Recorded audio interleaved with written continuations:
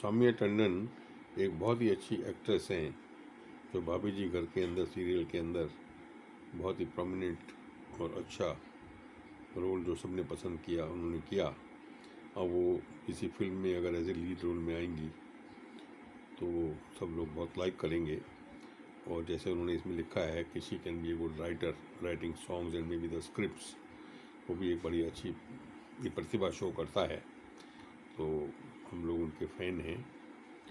और अगर वो किसी सस्पेंस वाली मूवी में या थ्रिलर में या एक्शन मूवी में भी आती हैं एज ए पुलिस वुमेन या एज ए सीआईडी ऑफिसर, तो उस टाइप के रोल भी वो बहुत अच्छा कर लेंगी। क्योंकि भाभी जी की घर पर में है, उनमें हमने देखा कि छोटे छोटे जो एपिसोड्स थे उसमें उन्होंने हर टाइप के रोल, और जो है रोमांटिक भी और सस्पेंस वाले भी और एक्शन वाले भी और सब तरह के रोल छोटे छोटे अच्छे ढंग से बड़े अच्छे एक्सप्रेशन से और टैलेंट से निभाए। तो वो बहुत ही हर टाइप के जो वर्सेटाइल डिफरेंट टाइप के रोल्स कर सकती हैं। और अभी कम से कम 2 डिकेड्स तक वो बहुत ही अच्छे ढंग से काम कर सकती हैं, ये हमें आशा है। तो उसको बहुत ही अच्छा हम अच्छे अच्छे रोल्स में देखना चाहते हैं। तो डायरेक्टर्स और प्रोड्यूसर्स शायद इस बारे में विचार करके एक नया टैलेंट और स्क्रीन पर लाएंगे। अब कोरोना का पीरियड भी ख़त्म हो रहा है तो नई मूवीज़ आएंगी with the new script, new ideas. मेरे पास भी अच्छे अच्छे आइडियाज़ हैं। मैंने एक बुक लिखी है, world book of original film scripts part 1, जो अमेजन KDP पे है। इसमें 16 फिल्म्स की स्टोरीज़ हैं जो कि बहुत ही अच्छी टाइप की जो है, ये थ्रिलर्स भी हैं, सस्पेंस भी है, ड्रामा भी है, सोशल भी हैं, तो हर टाइप के हैं। तो वो भी ये डायरेक्टर्स और प्रोड्यूसर्स उसको भी देखें और उनके अंदर और सौम्या टंडन जी को ये फिट इन करें। एक नया फेस आएंगी और अच्छी स्टोरीज़ हैं। तो इस टाइप का नीड ऑफ द आवर है जो कि सब लोग लाइक करेंगे, not only in India but on the whole world. क्योंकि अब आजकल का जो थिएटर के टाइम के साथ साथ जो वेब सीरीज़ आ गई हैं तो उसमें इस टाइप की स्टोरीज़ को पूरा वर्ल्ड देख सकता है। ख़ासतौर पे मैं अपनी स्टोरीज़ के बारे में कहना चाहूँगा। MS-370 this could have happen to the aircraft. Aircraft को क्या हुआ हो सकता है, इस बारे में ये स्टोरी है।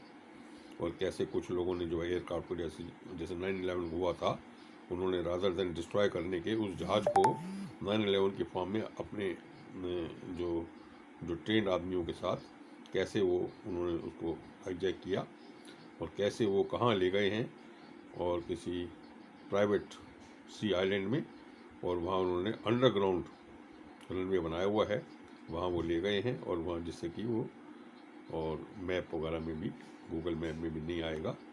और उसके बाद क्या उनका ऑब्जेक्टिव है, मनी है, cash and valuables, aircraft parts, cargo and may be the human parts.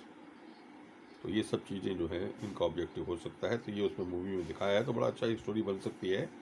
ख़ासतौर पर प्रैक्टिकल भी है और आगे से कैसे इस डायरेक्शन के अंदर इन्वेस्टिगेशन किया जा सकता है और कैसे फ्यूचर एयरक्राफ्ट इस ढंग से ना गायब हों, उसके बारे में और क्या प्रिकॉशंस ली जा सकती हैं, वो सब इसमें आइडियाज़ दिए गए हैं। कैसे वो इन्वेस्टिगेटर्स, जो लेडी इन्वेस्टिगेटर है इसकी इंचार्ज, उसको सौम्या जी को बनाया जा सकता है, और कैसे वो इन्वेस्टिगेट करती हैं और कैसे वो मॉनिटर करती हैं। ये दिखाया गया है कि जो पायलट्स हैं, अगर वो ख़ासतौर पे को पायलट जो कि अभी नया था, अगर वो टेररिस्ट से मिला हुआ है तो जैसे ही कैप्टन बाहर गया वॉशरूम वगैरह में, उसको भेज दिया या बोल दिया अभी कैबिन क्रू बाहर बुला रही है जरा, या कोई पैसेंजर बुला रहा है, तो उसको बाहर कर दिया कॉकपिट से। और जो ही वो कॉकपिट से बाहर गया उसके बाद को पायलट ने और कॉकपिट बंद कर ली। अब वो नहीं खुलेगी। अब उसने जहाज़ का और जो है अपना कमांड ले लिया और जो है उसको जहाज़ को सारे जो भी जो उसके सिग्नल्स थे जिससे वो कांटेक्ट हो सकता था, ATC वगैरह को सब गायब कर दिए। ऑब्वियसली कोई मेडे वगैरह नहीं बोला गया कि जहाज़ डिस्ट्रेस में है। सबसे बड़ा क्लू तो यही है, पायलट को सिखाया जाता है जब भी जहाज़ में कोई प्रॉब्लम हो तो वो मेडे मेडे मेडे का जो है सिग्नल दें, वो कुछ नहीं दिया गया। और उसके बाद जहाज़ का ना मिलना, कुछ भी ना मिलना, कोई भी जहाज़ क्रैश होगा, कुछ भी होगा, कुछ तो उसको एविडेंस मिलेगी। तो ये क्लियर कट इस मूवी में जो आइडिया दिया गया है कि वो कैसे उसको गायब करके और किसी प्राइवेट आइलैंड में ले गए, क्या उनका ऑब्जेक्टिव है, तो पूरा अच्छे ढंग से दिखाया गया है। और सौम्या जी बड़ा इसमें ये फिटिंग रोल कर सकती हैं एज ए इन्वेस्टिगेटर, और बड़े अच्छे ढंग से एक ये मूवी बनाया जा सके। मैं इसको बड़ा स्ट्रांगली रिकमेंड करूँगा। मेरा ईमेल है skainial@yahoo.co.in। I repeat, skainial@yahoo.co.in। आप मुझे कॉन्टैक्ट कर सकते हैं। और बहुत अच्छी अच्छी स्टोरीज़ हैं। और अमेज़न आप ये KDP पे देखें। अगर आप इसको गूगल सर्च करें, सिर्फ ये डाल दें world book series of original film script part 1, सिर्फ इतना डालने से ही वो बुक आ जाएगी और उसका लिंक वगैरह सब आ जाएगा। उसको बुक को खोलें, देखें। और अगर आप अमेज़न प्राइम के मेंबर हैं तो उसको पढ़ना फ्री है। और अगर उसको बाई करना है तो उसके जो भी प्राइस वगैरह ये रखा गया है, obviously for some incentive, for motivation. So all the best for newcomers to make a really good scripts, good stories, good acting skill, and good performance. Which the whole now it is not the cinema is not local now, no more local. It is global. तो इसलिए जो भी stories भी हों वो इस angle से भी बने। ये वो ग्लोबल एंगल से बनेंगी तो उसके अंदर जो है प्रॉफिट भी, लो प्रॉफिट मार्जिन होते हुए भी, बिकॉज पूरा ग्लोब उसको देखेगा, तो फिर वो प्रोड्यूसर्स को, डायरेक्टर्स को, एक्टर्स को प्रॉपर उसमें फल मिल पाएगा। और दूसरा एक और चीज़ मैं लास्टली सजेस्ट करना चाहूँगा कि टाइम हैज़ कम वैन जितने भी आर्टिस्ट हैं, इसको फिल्म इंडस्ट्री को भी एक इंडस्ट्री लेना चाहिए, जैसे बड़ी बड़ी इंडस्ट्रीज़ हैं टाटाज वगैरह की, रिलायंस की, और उसमें इनको as a regular officers employees रखना चाहिए, ताकि उनको ये post retirement, post old age उनको दिक्कत ना हो। उनका सब पेंशन, हेल्थ इंश्योरेंस, उनकी हाउसिंग, सब चीज़ों का होना चाहिए। उससे क्या होगा, it is a win win situation for the director, producers and for the artist.